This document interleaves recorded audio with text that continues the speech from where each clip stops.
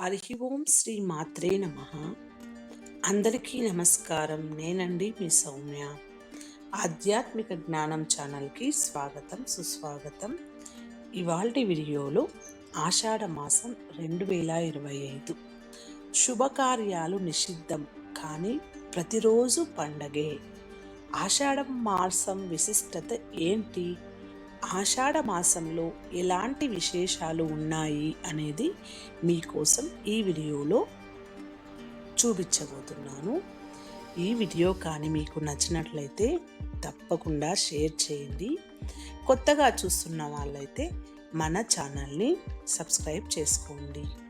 June 26వ తేదీ నుంచి ఆషాఢ మాసం ప్రారంభం కానుంది. తెలుగు పంచాంగం ప్రకారం 4వ మాసమైన ఆషాఢం చాలా ప్రత్యేకమైనది. సాధారణంగా ఒక్కో నెలలో ఒకటో రెండో పండుగలు, కొన్ని విశేష తిథులు ఉంటాయేమో, కానీ ఆషాఢంలో మాత్రం నెలంతా విశేషాలే. ప్రతిరోజు ఉత్సవమే, కానీ శుభకార్యాలు మాత్రం ఈ మాసంలో నిషిద్ధం. ఇంతటి ప్రత్యేకమైన అలాంటి ఆషాఢ మాసంలో ఎలాంటి విశేషాలు ఉన్నాయి అనేది ఈ కథనంలో తెలుసుకుందాం. ఆషాఢం ఇలా వస్తుంది. తెలుగు పంచాంగం ప్రకారం తెలుగు నెలలు పేర్లు సాధారణంగా ఆ మాసంలో వచ్చే పూర్ణిమ తిథి రోజున ఉండే నక్షత్రం ఆధారంగా ఏర్పడతాయి. పూర్వాషాఢ, ఉత్తరాషాఢ నక్షత్రాలకు దగ్గరగా చంద్రుడు సంచరించే కాలమే ఆషాఢం. శుభకార్యాలు ఎందుకు నిషిద్ధమంటే, ఆషాఢ మాసంలో శుభకార్యాలు నిషిద్ధం అంటారు. అందుకే ఈ మాసంలో వివాహాలు, గృహప్రవేశాలు, ఉపనయనాలు వంటి శుభకార్యాలు చేయరు. అయితే ఆషాఢ మాసంలో ఇంటి నిర్మాణాలు చేపడితే చాలా మంచిది. ఈ మాసంలో గృహ నిర్మాణం మొదలు పెడితే ఆ గృహస్థుకు ధన్యవాదాలు, ధనధాన్యాలు, పశు సంపద, రత్నమాణిక్యాలు లభిస్తాయని మత్స్య పురాణం చెబుతుంది.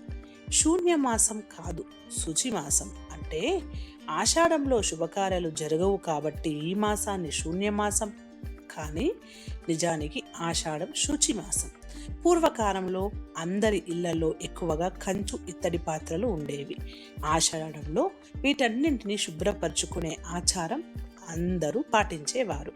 అలాగే వెండి, బంగారం వంటి ఆభరణాలను కూడా ఈ మాసంలోనే మెరుగు పెట్టించుకోవడం, శుభ్రపరచుకోవడం వంటివి చేసుకునేవారు. అందుకని శుచి మాసం అంటారు. సంధి మాసం. వేసవికాలం పోయి వర్షాకాలం మొదలయ్యే మధ్యలో వచ్చే ఈ మాసాన్ని సంధి మాసం అని కూడా అంటారు. వర్షాకాలం ఆరంభ సమయంలో వాతావరణంలో వచ్చే మార్పుల కారణంగా క్రిమి కీటకాలు విజృంభిస్తాయి, అంటు రోగాలు ప్రబలుతాయి, చర్మ వ్యాధులు ఎక్కువగా ఉంటాయి. అందుకే ఈ నెలలో చర్మ సంరక్షణ కోసం గోరెంటాకు పెట్టుకునే సంప్రదాయం వచ్చింది. మనుష్యులకే కాకుండా పశు పక్షాదులకు కూడా అంటు రోగాలు వచ్చే ఈ కాలంలో ఆరోగ్యపరంగా తగు జాగ్రత్తలు తీసుకోవాలి. ఆధ్యాత్మికకు అనువైన మాసం ఆషాఢ మాసం. ఆషాఢం ఎన్నో పర్వదినాలు, ఆషాఢంలో ఎన్నో విశేషాలు ఉంటాయి. ముఖ్యంగా ఆధ్యాత్మిక సాధకులకు ఆషాఢం పవిత్రమైన మాసం. తెలంగాణలో ఆషాఢ మాసంలో నెలంతా బోనాలతో ఊరువాడ సందడిగా ఉంటే, ఈ నెల రోజులు గ్రామ దేవతల పేరుతో వెలిసిన అమ్మవారికి పొంగళ్ళు పెట్టడం, బోనాలు సమర్పించి మొక్కులు తీర్చుకోవడంతో ఊరంతా కలకలలాడుతూ ఉంటుంది. బోనాల సందర్భంగా తెలంగాణ మహిళలు అమ్మవారిని తమ ఇంటి ఆడపడుచుగా భావించి పసుపు కుంకుమలతో అమ్మవారికి చీరెలు, సారెలు సమర్పిస్తారు. ఇంకా ఆషాఢ మాసంలోని పర్వదినాలు ఏమిటి అంటే, ఆషాఢం పెడుతూనే వచ్చే అతిపెద్ద పండగ పూరి జగన్నాథుని రథయాత్ర. మోక్ష ద్వారాలకు మార్గాన్ని సుగమం చేసే ఈ పూరి జగన్నాథుని రథయాత్ర చూడడానికి లక్షలాది మంది భక్తులు తరలి వస్తారు.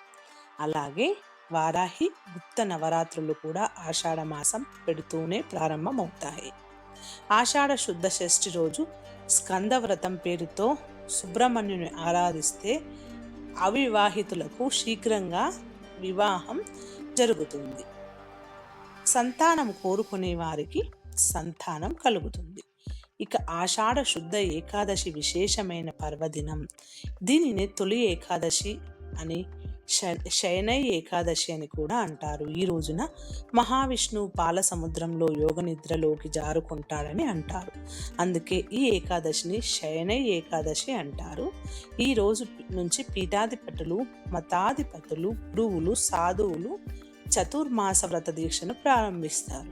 4 నెలల పాటు సాగే ఈ చతుర్మాస దీక్ష తిరిగి కార్తీక శుద్ధ ఏకాదశి రోజు ముగిస్తుంది.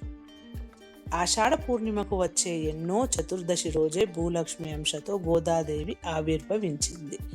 ఈరోజు శ్రీ వైష్ణవులందరూ గోదాదేవిని ఆండాలుగా ఆరాధించి ఆ జగన్మాత రచించిన పాశురాలను భక్తితో పారాయణ చేస్తారు. ఆషాఢ పౌర్ణమిని గురు పౌర్ణమి అని, వ్యాస పౌర్ణమి అని జరుపుకుంటాం. శ్రీమన్నారాయణుని స్వరూపమైన వ్యాస భగవానుని జన్మదినమైన ఈ రోజున గురు పూజ పేరుతో గురువులను ఆరాధించడం ఆనవాయితీ. ఆషాఢ బహుళ సప్తమి, భోగ సప్తమిగా జరుపుకుంటారు. ఈరోజు చెట్లు చేమలను పూజించడం, వర్షాలు బాగా కురిసి పంటలు బాగా పండాలని కోరుకుంటూ పంట పొలాల్లో జాతరలు నిర్వహిస్తారు. ఆషాఢ బహుళ ఏకాదశి కామదా ఏకాదశిగా జరుపుకుంటాం. కామము అంటే కోరిక, ఇహలోక కోరికలను తీర్చి మోక్షమనే శాశ్వత కోరికను తీర్చమని కోరుకుంటూ అమ్మవారిని ఈరోజు విశేషంగా ఆరాధిస్తారు. ఇన్ని గొప్ప ఆధ్యాత్మిక విశేషాలున్న ఆషాఢ మాసంలో దేవీ దేవతలు, గురువులను ఆరాధిద్దాం. ఆధ్యాత్మిక ఆనందాన్ని పొందుదాం. శుభం భూయాత్. ఇదండి ఇవాల్టి వీడియో. ఈ వీడియోలో ఉన్న ప్రతి ఒక్క అంశాన్ని మీ స్వంత ఆలోచనలతో నిర్ణయాలు తీసుకోండి. వీడియో కానీ మీకు నచ్చినట్లయితే షేర్ చేయండి. కొత్తగా చూస్తున్న వాళ్ళైతే మన ఛానల్ని సబ్స్క్రైబ్ చేసుకోండి. ఇలాంటి ఆధ్యాత్మిక వీడియోల కోసం ఆధ్యాత్మిక జ్ఞానం ఛానల్ని చూస్తూనే ఉండండి. మరొక వీడియోతో కలుద్దాము. ఓం శుభం భూయాత్.